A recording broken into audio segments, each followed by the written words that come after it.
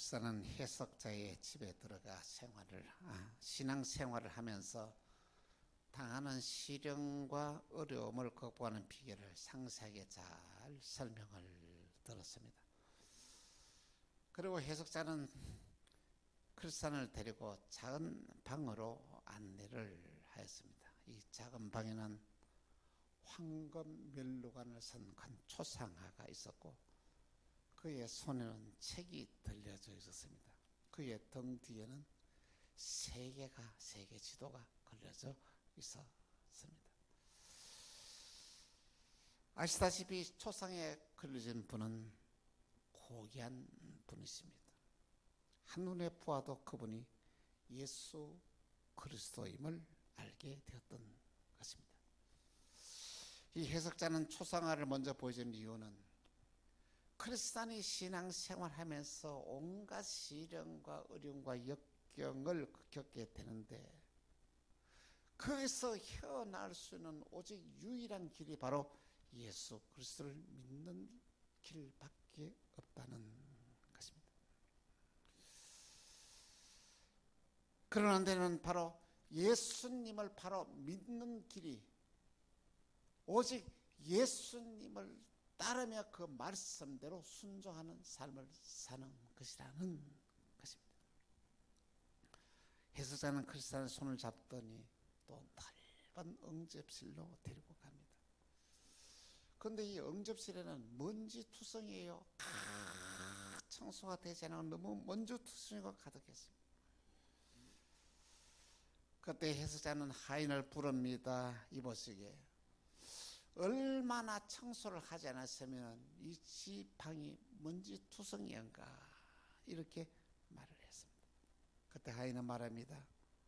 해석자님, 이 방을 아무리 먼지를 닦아도 먼지가 치워지지 않습니다. 이 방을 깨끗하기 위하여 내가 온갖 노력을 다해 보았지만 아무 소용이 없었습니다. 그때에 한 소년이 들어와서 물을 이렇게 쫙 뿌리는 거예요. 그런데 이 물을 뿌리니까 그 더러웠던 방이 깨끗하게 이 청소가 되었던 것입니다. 이 모습을 지켜본 해석자는 너무 궁금해서 이렇게 글사는 해석자에게 물어봅니다. 이것은 도대체 무엇을 의미하는 건가요? 해석자는 말합니다. 이 방은 한 번도 복음을 들어보지 않는 사람의 마음을 상징합니다. 그리고 이 먼지는 사람들 속에서 자리 잡고 있는 이 원죄를 말합니다. 이 원죄는 사람이 어떤 노력을 해도 이 원죄를 극복할 길이 없습니다. 사람의 마음속에는 이 원죄가 들어있기 때문에 생각하는 것, 말하는 것, 행동하는 것이 악해질 수밖에 없다는 것입니다. 그리고 해석자는 말합니다. 청소를 하는 이 하인은 율법을 상징하는데 율법으로서는 사람의 잘못을 지적할 수 있지만 그 죄를 없이 할 수는 없습니다. 그리고 물은 그리스도의 복음을 상징합니다. 보혈을 상징합니다. 그리스도의 보혈의 피가 우리의 마음속에 들어오게 되면 그 어떠한 모든 이 추악한 죄도 깨끗이 씻음받습니다. 그리고 물을 뿌리는 이 소년은 복음을 전하는 전도자를 말합니다. 이렇게 말했습니다. 해석자의 설명을 들은 그리스도는 구원의 은혜가 얼마나 놀라고 감사한지 하나님 감사합니다. 나를 구원해 주시니 감사합니다. 내 허물과 내 죄를 그리스도의 보혈로 씻어주시니 감사합니다. 이렇게 고백을 했습니다. 철로 역정 10번째의 내용입니다. 하나님을 떠나서 죄 가운데 살던 우리가 죄를 용서받고 하나님의 자녀가 되었던 것은 이것은 놀라우신 은혜와 귀한 축복의 사건입니다. 복음은 예수를 믿는 저와 여러분의 심령을 새롭게 하고 거듭나게 합니다. 인간의 비극은 하나님을 떠나는 순간부터 이 비극이 시작이 되는 것입니다. 하나님을 떠난 자들입니다. 우리는 우리의 삶을 되돌아보면서 하나님을 떠나는 삶이 없는지 한번 되돌아보야 합니다. 하나님을 떠난 자의 삶의 증거가 뭐냐면은 하나님의 말씀을 거부하고 내 생각과 내 방법대로 나의 삶을 살아가는 것입니다.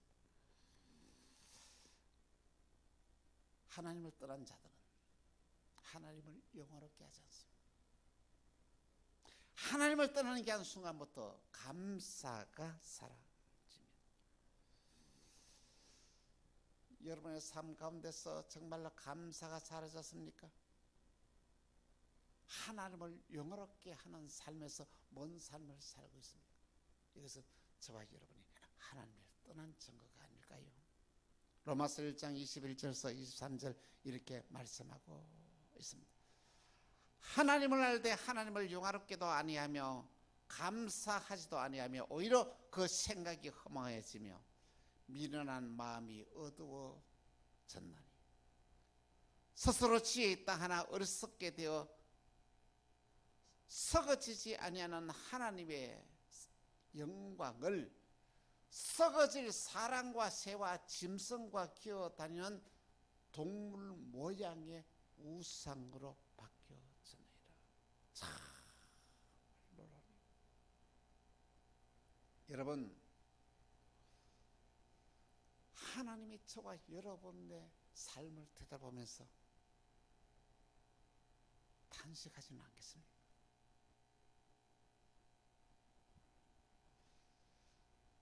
타락한 저와 여러분의 삶을 바라보면서 하나님이 탄식한다면 저와 여러분은 삶의 방향을 돌이켜야 됩니다. 타락한 삶의 증거는 하나님을 찾지 않습니다. 그리고 선을 행하지 않습니다. 복음은 인류에게 들려진 가장 기쁜 소식입니다.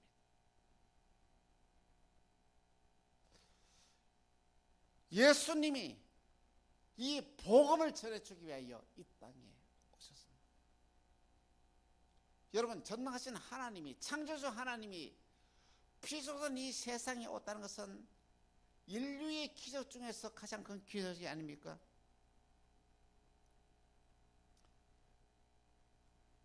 그것이 바로 하나님이 얼마나 우리 인간을 사랑해 주신지를 증명해 주고 있는 사건인 것입니다.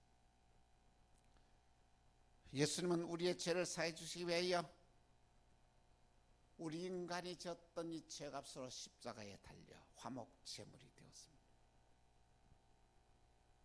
예수님은 우리의 길이 되시고 진리가 되시고 생명이 되셨습니다. 예수님의 부활은 저와 여러분 모두 다 거듭난 존재로, 새로운 존재로 바뀌겠습니다. 예수님의 부활이 오늘 저와 여러분의 부활이라는 것입니다.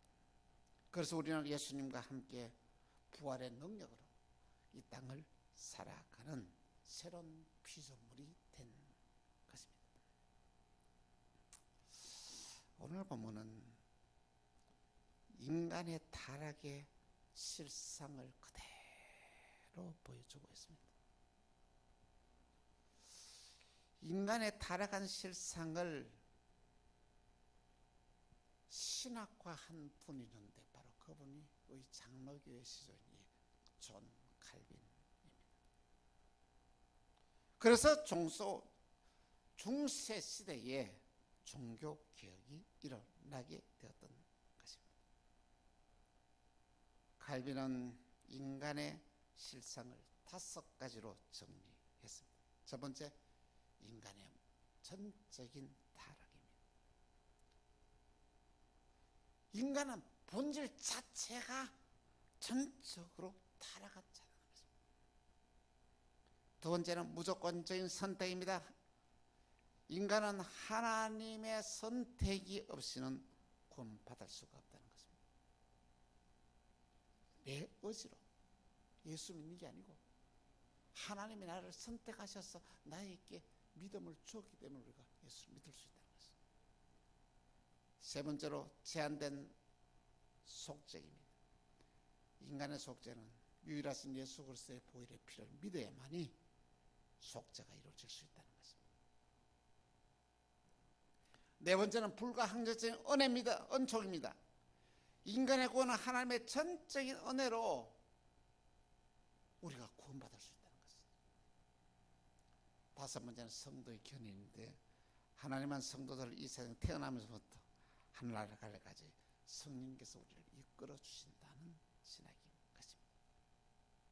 여러분, 인간의 타락을 실상을 그대로 인정하면 놀라운 혁명이 일어납니다.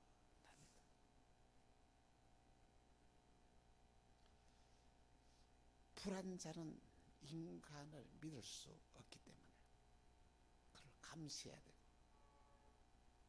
다시 그 사람들이 평가를 받게 해야 된다고 사람들은 생각을 했습니다. 그리고 선거를 통해서 그의 업적을 평가받게 했는데 바로 이것이 민주주의에 대한 시작이 되었다는 것입니다. 사람의 마음속에서는 누구나 할 것 없이 탐욕과 욕심이 자리를 잡고 있는데 이 탐욕과 욕심은 각자에게 다 있다는 것이죠. 그래서 이것을 인정하면서 바로 세운 제도가 이 자본주의입니다. 그래서 자본주의가 시작된 나라는 열심히 일을 하게 됩니다. 왜냐하면 자본주의라는 것은 뭐냐? 자기가 소유한 재산을 인정하고 자기가 노력하는 것만큼 가지고 가게 하는 제도가 이 자본주의라는 것입니다. 왜 자본주의에 잘 살게 되느냐? 열심히 땀 흘려 노력해야 돼. 왜? 노력하는 것만큼 내 것이 되기 때문에 열심히 일을 하는 거예요.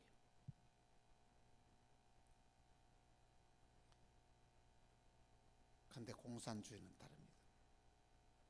공산주의는 인간을 악하다고 생각하는 것이 아니라 인간은 선하다는 것입니다. 인간은 모든 것을 다 할 수 있다는 것입니다. 모든 것을 다 바꿀 수 있다고 생각하는 것이 공산주의. 그들은 함께 잘 살아서 갈 수 있다고 생각합니다. 함께 내 것을 나누면서 똑같이 분배하면서 살아갈 수 있다고 생각하는 주의가 이 공산주의입니다. 인간은 선하다고 믿었어요.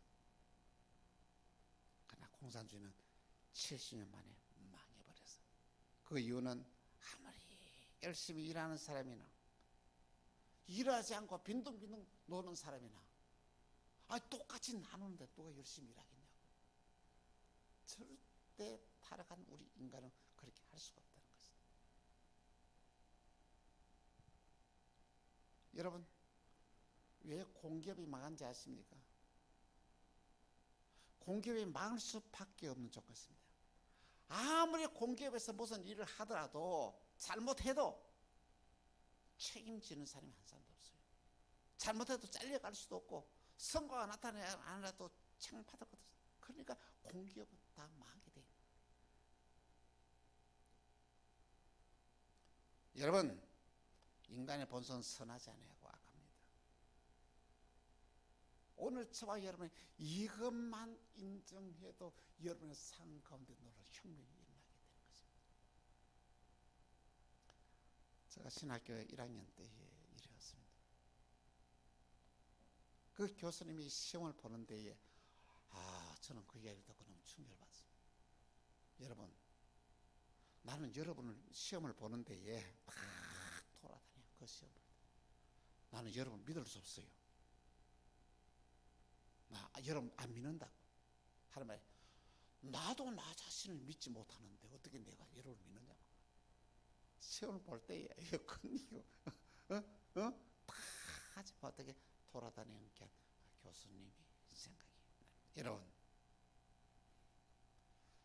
나의 타락의 실상을 인정해야 됩니다. 나 형편없는 존재라는 것을 인정해야 됩니다. 그리고 저 사람도 그런 사람이라는 것을 인정해야 됩니다. 이게 바로 기독교의 정신. 그런데 기독교 밖에는 뭐냐? 나는 선해, 저 사람은 형편없는 사람이야. 이거는 불신자가 하는 말이에요. 진정한 기독교는 나는 타락하고 형편없는 사람이야. 저 사람도 그래. 저 사람보다 내가 더 나쁜 사람이야. 이렇게 인정하는 사람은 그게 뭐냐? 성령님의 역사입니다. 성령님이 그 속에 들어가서 그대로 역사입니다. 놀라운 일들이 일어나게 된다는 말씀인 거죠. 먼저 첫 번째, 타락한 인간의 실상입니다. 하나님을 떠난 사람들이 바라는 소원이 무엇이냐 들어보면 한결같이 비슷하다. 좋은 직장 가지는 게 소원입니다. 왜 좋은 직장 가지는데 그거 하면 편하잖아요. 그거 하면 돈을 많이 벌이잖아요. 왜 돈 벌여야 되는데? 아니, 돈이 많아야 내가 하고 싶은 거 다 하고 가고 싶은 거 다 갖고 살죠. 여러분, 세상에서 내가 하고 싶은 일 다 하고 갖고 싶은 거 다 갖고 살아가면 행복할까요? 그 목사님 그러면 행복하죠. 그렇죠. 그렇게 살아간 대표적인 한 사람이 있습니다. 바로 그 사람이 솔로몬입니다. 자기가 하고 싶은 일을 다 하면서 살았어요. 자기가 가고 싶은 걸 다 가졌어. 세상에 성전은 7년만 지었고 자기 궁궐은 13년 동안 지었어. 정원을 가꿉니다. 연못을 팝니다. 나무를 심습니다. 사람들 꿈꾸는 거잖아. 그러나 안 되면 잔치를 벌입니다. 아이고, 이게 비빈과 그 후궁들이 얼마나 많은지 아시죠? 몇 명? 700명? 노래하고 춤추고. 그 이상이 뭘 있겠습니까? 그런데 솔로몬은 이렇게 고백합니다. 그의 말년에 헛되고 헛되며 헛되고 헛되니 모든 것이 헛되다. 갖기 전에는 그 가지면은 모든 걸 행복할 줄 알았는데 가져 보니까 아무것도 아니더라. 여러분, 그렇습니다. 하나님을 떠난 사람들의 모든 사고하는 모든 꿈들이 이루어진다 하면, 그러면 그거 이루면 가지면 다 해결될 것 같은데, 만족할 것 같은데, 행복할 것 같은데 가져 보면 아무것도 아니에요. 또 더더욱 놀란 것은 동서고금을 막론하고 형편이 좋아지면, 삶이 안정되면 사람이 타락해집니다. 어떻게 타락하냐면 성적으로 타락을 해집니다. 성적으로 타락하게 되면 어떻습니까? 짐승처럼 살아가게 된다고 말했어요. 응? 동물 모양의 우성으로 바꿔지니라 내 자신이 동물 모양으로 바뀌어지는 거예요. 로마서 1장 24절에서 27절에 이렇게 말씀하고 있습니다. 같이 통독하겠습니다. 시작. 그러므로 하나님께서 그들의 마음의 정욕대로 더러움에 내버려 두사 그들의 몸을 서로 욕되게 하게 하셨으니, 이는 그들이 하나님의 진리를 거짓 것으로 바꾸어 피조물을 조물조보다 더 경배하고 섬김이라. 주는 곧 영원히 찬송 받으시리로다. 아멘. 27. 이 때문에 하나님께서 그들을 부끄러운 욕심에 내버려 두셨으니 곧 그들이 여자들이 순리대로 설 것을 바꾸어 영리로 서며 그와 같이 남자들도 순리대로 여자 서기를 버리고 서로 향하여 음욕이 불릴 듯하며 남자가 남자로 더불어 부끄러운 일을 행하여 그들의 그릇 때문에 상당한 보응을 그들 자신이 받아내 할렐루야. 이 모습은 어떤 모습? 짐승처럼 살아. 이 모습이 지금 오늘 이 시대의 모습이 아닙니까? 동성애가 지금 생긴 게 아닙니다. 바로 그때부터 동성애 생긴 거예요. 무서운 것입니다. 여러분, 오늘 저와 여러분이 하나님을 떠나는 것 자체가 비극의 삶입니다. 하나님을 떠나면 어떻습니까? 짐승처럼 살게 된다는 말씀인 것입니다. 여러분, 우리 자신 한번 되돌아보십시오. 하나님을 떠나지는 않았습니다. 나 자신을 날마다 되돌아보면서 오늘 저와 여러분은 날마다 저마다 깨어서 하나님과 함께 생각하고 말하고 행동하는 은혜가 여러분에게 있기를 간곡히 부탁을 드립니다. 두 번째로, 타락한 인간은 마음에 하나님 두기를 싫어합니다. 하나님을 떠나게 되면 하나님의 말씀을 받아도 어떤 감동이 나지 않습니다. 하나님의 말씀이 내게 부담스럽게 들립니다. 여러분 어떻습니까? 하나님의 말씀을 들을 때에 아멘으로 받아들여집니까? 응? 네가 축복을 받을 것이다 하면 아멘. 너는 이런 일을 해야 돼 하면은 싫어. 아닙니다. 다 아멘 해야 돼. 힘든 일 시기도 아멘. 축복을 받을 것이라도 해 아멘. 그래서 여러분 교인들 삶을 가만히 들어보면 어떤 곳에 이거 밑줄을 칩니까? 성경을 읽으면서 이런 밑줄을 치는 것이죠. 여러분 한번 보십시오. 성경에 밑줄 친 내용이 어떤 것인지. 충성하라 봉사하라 한 데서 밑줄이 쳐져 있습니까? 네가 복 받으리라 하는데 밑줄이 쳐져 있습니까? 응? 어디에 밑줄이 쳐져 있어?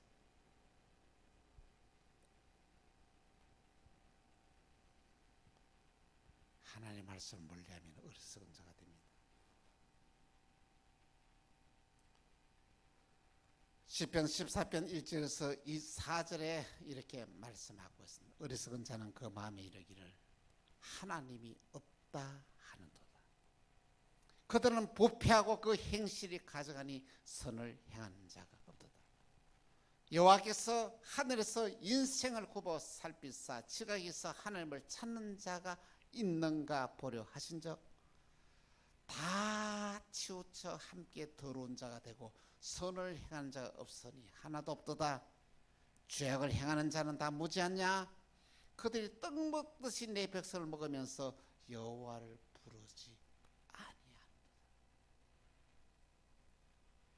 여러분, 하나님을 떠난 대표적인 한 사람이 있습니다. 그 사람이 가인입니다. 가인은 축복받는 동생의 모습을 도무지 볼 수가 없어요. 처음에는 마음의 속으로만 상하다가 또 견디지를 못하고 결국 그를 불러내어서 그를 죽이고 맙니다. 한국 속담도 있죠. 왜 이리 사촌 논을 사나 왜 이래 배가 아프노. 남이 잘된 게 그렇게 싫어지는 거예요. 그 사람은 모든 인간의 마음속에다 그 마음이 다 자리 잡고 있다는 거예요. 왜?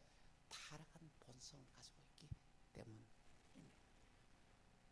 그런데 하나님은 그 모습을 다 지켜주고 있어요. 하나님은 가인을 찾아가서 이렇게 말합니다. 내 아우 아벨이 어디 있느냐?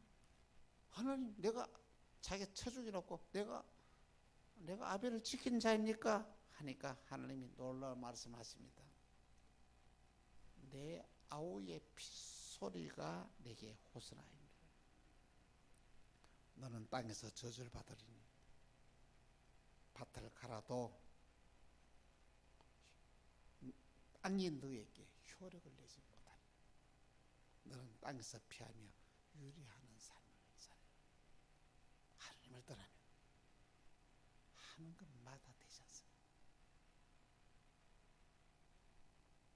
농부가 씨를 뿌리도 땅이 효를 내지 못하면 농사가 자라지 못하는 거예요.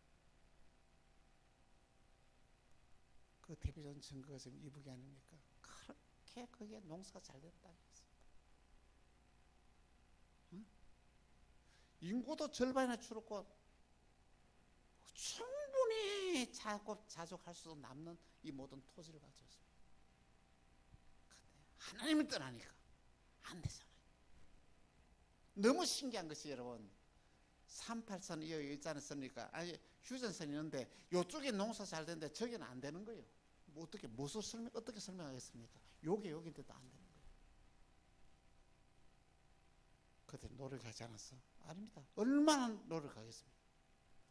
하나님을 떠나면 이런 일이 있는다는 것입니다. 오늘 저와 여러분의 삶에 정말로 하나님을 떠나게 되면 버림받는 삶, 방망하는 삶, 유리하는 삶을 살게 된다는 것을 꼭 기억하시기 바랍니다. 하나님을 마음에 두기를 싫어하는 자는 가인과 같은 삶을 살게 됩니다. 세 번째로 타락한 인간은 도덕적으로 부패한 삶을 살아가게 됩니다. 타락한 인간은 하나님이 싫어하는 행동을 즐깁니다. 응? 하나님이 싫어하는 걸 즐깁니다. 그리고 양심의 소리를 들을 수가 없습니다. 로마서 1장 29절에서 31절에 30 이렇게 말해서 같이 통독하겠습니다. 시작. 곧 모든 불의, 추악, 탐욕, 악의가 가득한 자요, 시기, 살인, 분쟁, 사기, 악독이 가득한 자요, 수군수군한 자요, 비방하는 자요, 하나님께서 미워하는 자요, 능욕하는 자요, 교만한 자요, 자랑하는 자요, 악을 도모하는 자요, 부모를 거역하는 자요, 우매한 자요, 배악한 자요, 무정한 자요, 무자비한 자라. 여러분, 하나님을 떠난 자는 하나님을 미워하는 자예요. 부모를 거역하게 됩니다. 하나님을 떠난 자는 무정해집니다. 그리고 무자비해집니다. 하나님을 떠난 자는 교만해집니다. 그리고 악을 도모하게 됩니다. 또한 하나님을 떠난 자는 악을 행하는 자에게 오히려 그것을 옳다고 칭찬하는 자로 바뀌어요. 여러분, 오늘 저와 여러분이 악한 일을 행하는 자와 내가 손을 잡고 그를 도와준다면 내가 어떻습니까? 하나님을 떠난 자. 악을 행한 자와는 멀리 해야지. 그의 삶은 너무 추악합니다. 응? 사랑하는 성도 여러분, 이들은 그들의 마음속에 하나님을 두기를 싫어합니다. 로마서 1장 28절에 이렇게 말씀하고 있습니다. 같이 시작. 또한 그들이 마음에 하나님 두기를 싫어하며 하나님께서 그들을 그 상실한 마음대로 내버려 두사 합당하지 못한 일을 하게 하시는 거죠. 아멘. 여러분, 누가 가장 불쌍한 자입니까? 하나님께 버림받은 자입니다. 하나님께 버림받았다는 것은 뭐냐면 내가 어떤 일을 해도 하나님의 간섭하지 않는다. 아무리 못된 짓을 해도, 아무리 악한 짓을 해도, 여러분이 못된 일을 하고 악한 일을 해도 하는 일이 잘 된다면 여러분이 하나님께서 여러분을 떠난 자예요.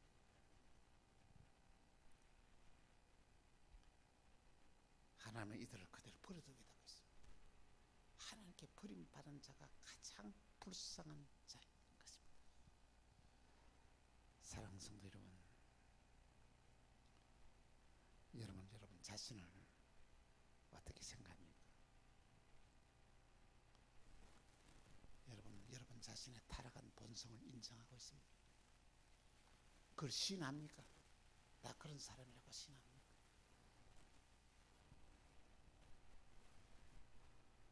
나는 죄인입니다.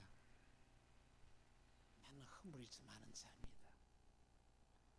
그것을 내가 인정하고 받아들이고 고백하면 성령님이 내 안에 들어와서 역사합니다. 삶의 방향이 바뀌었습니다. 성공하고 출세하는 것이 여러분의 삶의 목적입니까? 그렇게 살아간 대표적인 한 사람이 있습니다. 사울이었습니다. 사울의 이름이 뭡니까? 큰 자란 뜻이에요. 큰 자. 근데 그가 출세했습니다. 최고의 학부에서 공부했고 70인의 공연 중에서 한 사람이었고 그 시대에서 가장 인정받는 바리새파 사람이었습니다. 그가 만족했습니까? 자족했습니까? 그렇지 않았습니다. 엄청난 갈등을 겪으며 살았습니다. 그런데 그런 그가 사울이 예수님을 만났습니다. 어떻게 해야 되겠습니까? 예수님이라는 사람을 잡아서 오게 가두기 위하여 다메섹으로 가다가 그 도상에서 예수님을 만나게 된다. 예수님을 만난 이후에 어떻습니까? 그의 인생이 바뀌게 됩니다. 그의 삶의 목적이 바뀌었습니다. 이전의 삶은 어떻습니까? 출세하는 것, 성공하는 것, 큰 것, 그 이름 자체가 사울이었습니다. 예수 만난 이후에 어떻습니까? 그는 이름을 바꿨습니다. 바울이었습니다. 바울은 뭡니까? 작은 자라는 뜻입니다. 그의 삶의 목적입니다. 작은 자가 되는 것이 삶의 목적이었다는 것입니다.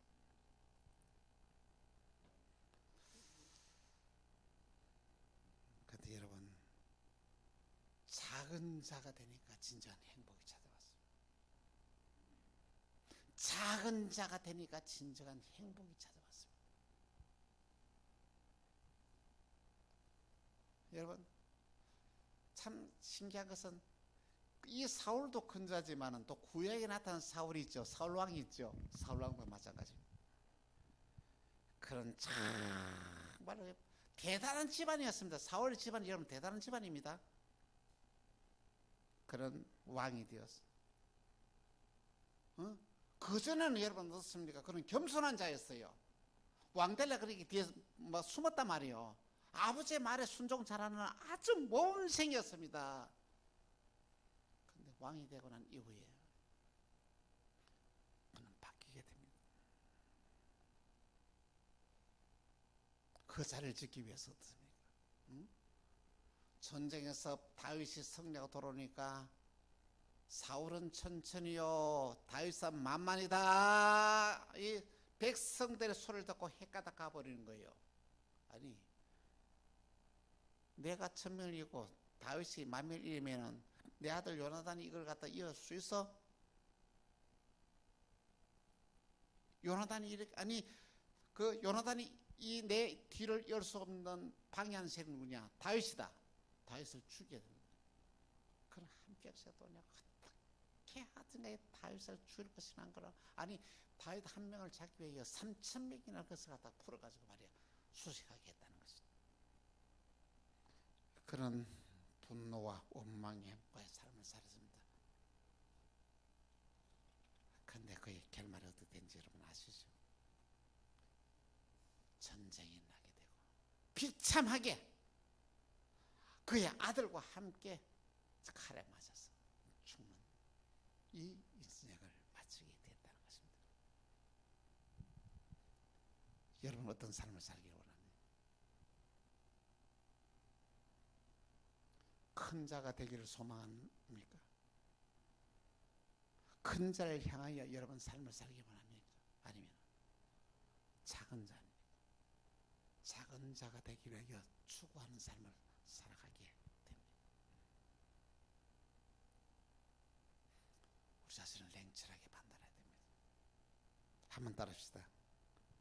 나는 모자라는 자다. 나는 형편없는 자다. 나는 죄인이다. 나는 죄인 중에 괴수다. 이걸 정말로 인정하면 여러분의 인생의 운명이 달라집니다. 죄인 중에 괴수인 나를 선택하여 하나님의 자녀가 되게 하셨다. 얼마나 놀라운 은혜와 놀라운 축복입니다. 이 신앙이 차려잡으면 어떤 위기가 와도 어떤 어려움이 와도 여러분은 그 모든 위기 어려움을 넉넉히 이길 수가 있습니다. 하나님을 떠나는 것이 인생의 비결입니다. 어떤 경우였든지 하나님을 떠나서는 안 됩니다. 하나님을 떠나는 삶에서 하나님 앞에서 하나님을 가까이 하는 삶으로 오늘 저와 여러분의 신앙의 삶을 바꾸기를 바랍니다. 우리 모두 하나님 앞에 나와서 하나님의 떠나는 삶에서 돌이켰어. 내게 주신 큰 은혜를 체험하고 감사를 회복하는 복된 삶을 사시기를 주 예수의 이름으로 축원합니다. 기도하겠습니다. 주님, 하나님을 떠난 자들 대해서 함께 생각하며 우리 자신을 되돌아봅니다. 우리의 마음속에서 하나님을 떠나고자 하는 게 욕망이, 죄의 욕망이 우리 속에서 자리 잡지 못하게 해주시고 성령께서 내 마음속에 들어와서 나를 온전히 다스려 주시고 주장하시사 정말로 하나님을 가까이 하는 믿음의 삶, 은혜의 삶, 축복의 삶을 사는 저희들이 되어지게 하여 주옵소서. 성령 하나님 우리를 도와주시사 하나님을 가까이 하는 삶을 살게 하여 주옵소서. 주 예수 그리스도 이름으로 기도합니다. 아멘.